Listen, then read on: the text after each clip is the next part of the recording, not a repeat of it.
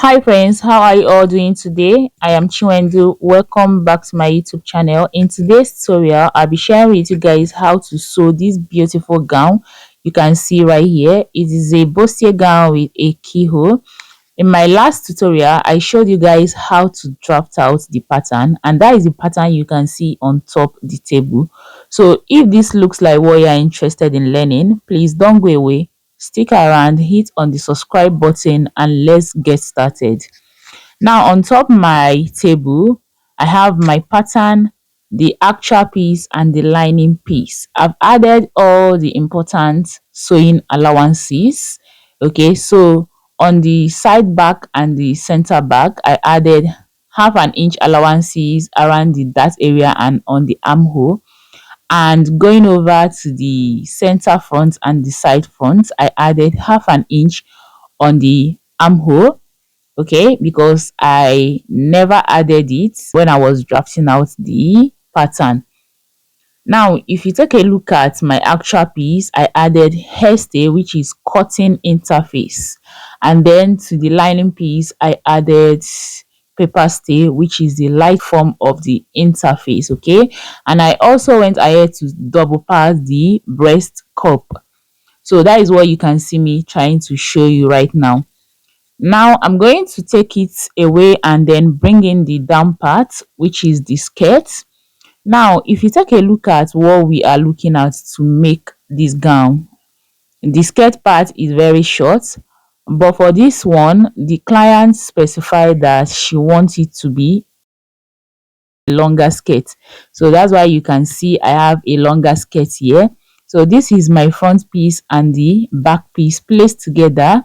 You can see, so the slit is going to be an overlap slit. So what I did was to divide the waist circumference by 4, add 1 inch for that allowance plus 2 inches for sewing allowance. Going to the hip, I went ahead to divide the hip circumference by 4 and then added my sewing allowance.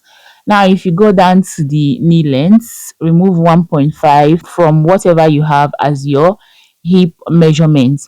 Now over to the zipper area, on the waistline I added 1.5 inches, on the hip I added 2 inches including the butt allowance, and then the knee I added 1.5 inches.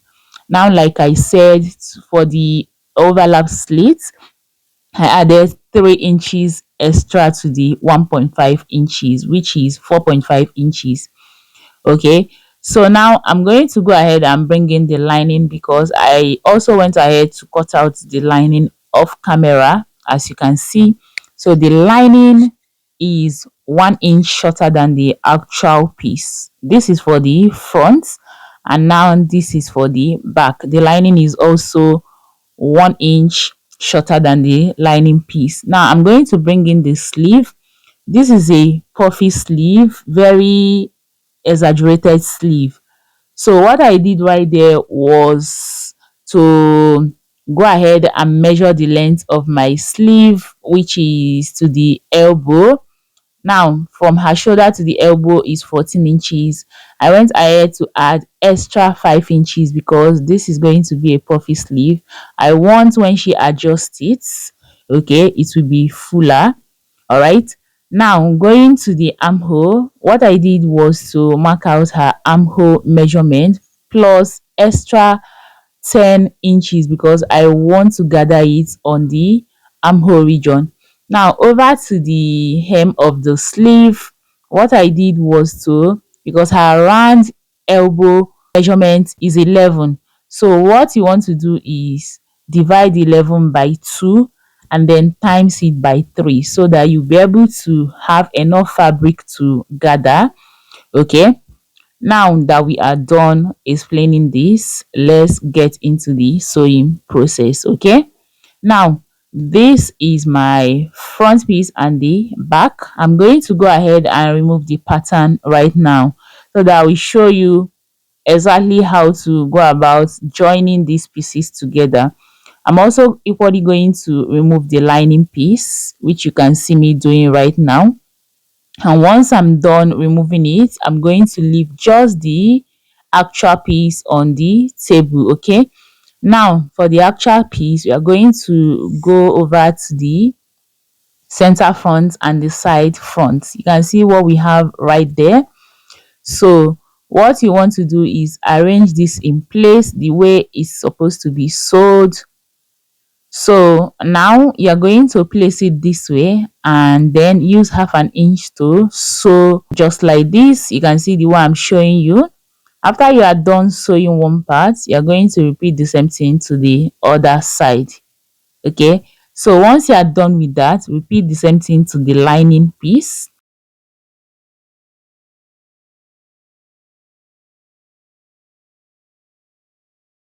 Now I'm going to bring in the back piece. Now this is the back. Go ahead and place the back how you are supposed to sew them. So you have one part of the side back and one part of the center back. Okay, you know that the back is divided into two with the zipper allowance demarcating them. Okay, so go ahead and place the one part of the side back and the center back together and then use half an inch to sew them together and come show you guys. I am done stitching them. This is what the front looks like and this is the inside. Okay, this is the lining piece. So for the front, I went ahead to use my steam iron to open up the seam allowance, and then for the lining I top stitch the seam allowance. Now here is the back piece. So what I want to do is go ahead and place the lining on top the actual piece, making sure that the right sides are facing each other. And then I'll go ahead and stitch the neckline and top stitch and then stitch the sides. Now once I'm done doing that, I'm equally going to go ahead and place the lining piece of the front parts into the actual piece just like this, making sure that the right sides are facing each other. Now I'm going to go ahead and use my pins to hold the keyhole in place, as you can see me doing like this. And once I'm done, I will go ahead and stitch around it using 1/4 of an inch. Now once I'm done sewing that, I'm going to bring in my scissors and then place my notches. So guys, here is a very big hug to Comfort Avinyo. I really do hope I pronounced your name correctly. Thank you so much for all of your support and engagements. I appreciate you. Now once I'm done placing the notches, I'm going to follow the keyhole to turn out the lining. Okay, so you guys, you can see what we have, and once you are done, go ahead and give it a good press so that it can lay flat. Now you can see how neatly finished this is looking. This is why you should place your notch, and then you're going to have to turn the neck using a bias. Now if you don't have a ready-made bias, you can form your own bias using the fabric. So I'm going to go turn it right now, and here is what we have. Now guys, once you are done with this, go ahead and bring in the back piece. Okay, and then place it right sides facing each other as well, and then go ahead and join the shoulders together. Now to join the shoulders, you're going to ensure that the fabric to fabric and the lining to lining are facing each other. Okay, so you can see what I'm doing. So I'll just place it this way and then stitch using half an inch. Once I'm done with one part, I'll repeat the same thing to the other parts. So you have to pay good attention to how I'm doing this. Just ensure that the neck are lining with each other, and then go ahead and place the lining piece facing the lining piece and the actual piece facing the actual piece, and then you can see our shoulder. Now the next thing I'm going to do is trim off the excess. Okay, now once you are done trimming off the excess, go ahead and join your zipper allowance. Okay, so I'm going to go hold my zipper allowance so that it will be very easy for me to join the shape. Now that I'm done joining the zipper allowance, I will also give it a good press, and then I'm going to use my pins to hold both the front and back together. Okay, making sure that the darts are aligning. What I mean is the front darts and the back darts, and then the zipper allowance with the middle of the front aligns properly well. Now after I pin it with my pin, I'm going to ensure that I have my lengths and everything is in place. So I place my tape on the shoulder, and then go ahead and take it down to the underbust point, and then ensure that I have the length of the upper bodice. Okay, now once you are done with that, go ahead and place in your body measurement. So what I'm going to do is place my tape on one part of the bodice, and then divide the bust circumference by 2. So mark it out, and then whatever is left right there, go ahead and share it equally on both sides. Can you see what I'm doing? So I'll repeat the same thing to the waistline. I will go ahead and divide the waist into 2. Okay, so whatever I have, I'll go ahead and mark it out, and then whatever is left right there, I'll divide it into 2 and then share it equally on both sides. So that is what you can see me doing. And once I'm done, I'm going to connect. Now you can see that I didn't take the shape of the underbust. So what I usually do is go ahead and curve it inward once I get to the underbust.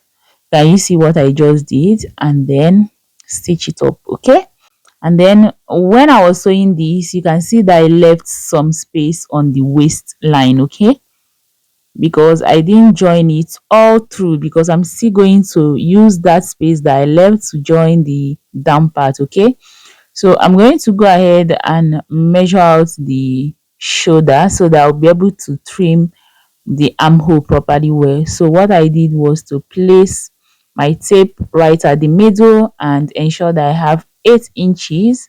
I would mark the remaining and then cut it off.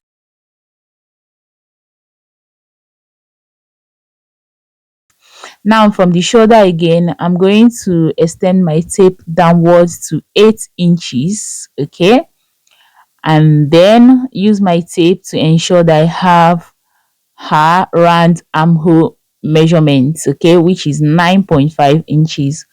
So now I got what I wanted, and then trim off the excess. Okay, now once I'm done trimming this, you're going to measure it again to ensure that you have the right armhole measurements, and then go ahead and trim the front armhole a little. Can you see what I'm doing? So once I'm done with one part, I'm going to repeat the same thing to the other side. So guys, once I'm done with this, I'm going to bring in the skirts. Okay, I'll finish up my skirt. I've used the lining to turn my skirts for both the front and the back. Okay, so here is the back piece, and you can see I've also closed up the slits. Can you see? So this is what an overlap slit looks like. Okay, I also have a detailed tutorial for that. Okay, so once I'm done, I'm going to go ahead and bring in the back skirt. So I'll be using the back skirt to take my measurements. Okay, so what I want to do is go ahead and remove half an inch. So this 1/2 inch, I'll use it to join to the upper parts. Do you understand? And then I'm going to place my tape on that line and mark out the hip length and then the knee length. Okay, now once I am done, remember that I've closed up the zipper allowance for the skirt. So whatever I'm going to measure right now is going to start after the zipper. Okay, so now on the waistline, I'm going to divide the waist circumference into 4 and then mark out, and then go down to the hip, divide the hip circumference into 4, mark it out. Remember that the back is unfold. Okay, so that's why I'm still dividing into 4. You are still going to find out why we are using this step. Okay, so now on the knee length, minus 1.5 inches from whatever you have as your hip and then mark it out. Now go down to the hemline, whatever you have on the knee, go ahead and mark it on the hemline, and then you connect this together. Now after connecting, I'll go over to my sewing machine and stitch using a loose stitch. Okay, because I'm still going to open this up. Now after stitching, iron it so that you can create a line. Now you can see the line showing right there. So I'm going to still go ahead and open this up just like you can see me doing, and then bring in the front piece, match it up, and then follow this particular line to stitch up my skirt. Okay, so you can see that with this line being created, it will be easier for you to sew the front part of your skirts into the back. Okay, now if I want to sew this, I'm not going to start from the top of my skirt, which is the waist. I'm going to go down by 1 inch and sew, so that I will leave a space where I will join the upper part from. All right, so you can see this is my skirts. I am done joining them together, and you can see what it looks like. This is the slit. Now I'm going to bring in the upper parts and then follow that opening that I left right there to join the upper parts and the down parts together. But before I do that, I'm going to open up the zipper allowances. Okay, so I'll go ahead and join them. Now here is my sleeve. You can see that I finished up the sleeve with a lining because the client specified that she wants this sleeve to have a lining. You can as well leave yours just like that without a lining, but just because she specified, that's why I made use of the lining. And then after I turned this over with the lining, I went ahead to open up the hem a little. Okay, the side of the hem a little, so that I'll be able to add elastic to it. Now my elastic, I made use of my round elbow measurement to cut it out. Okay, so if your round elbow is 11 inches, you are going to go ahead and minus like 2 inches, because you know that this is an elastic and it stretches a lot. So minus about 2 inches from 11 inches and use that to gather up your sleeve. Okay, so after I'm done inputting the elastic, go ahead and stitch the sides and then join the sleeve into the armhole. Okay, so you guys, I am done joining the sleeve, so I'm going to go ahead and join the sides. Okay, you know that when you are done joining the waistline, you are still going to have opening by the side, so go ahead and stitch it up together. That is what you can see me showing you. And then I will quickly go ahead and join the zipper. So once I'm done fixing the zipper, you guys, this is our beautiful gown. Okay, so you can see this is what the sleeve looks like. So guys, next thing, I'm going to place this on the mannequin. Can you see? This is what our gown looks like. I hope you guys found value with this tutorial. If you do, please don't forget to give this video a thumbs up. Subscribe if you haven't done yet. I will see you in my next one. Bye.